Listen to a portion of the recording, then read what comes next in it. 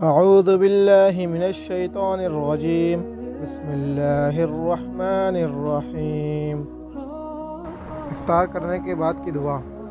ذهب الظمأ وابتلت العروق وثبت الاجر ان شاء اللہ۔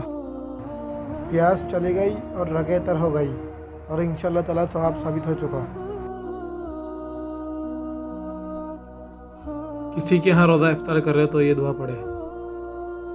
افطر عندکم الصائمون واکل طعامکم الابرار وصلت علیکم الملائکہ۔ تمہارے پاس روزہ دار افطار کرے اور نیک بندہ تمہارا کھانا کھائے اور فرشتہ تم پر رحمت بھیجے۔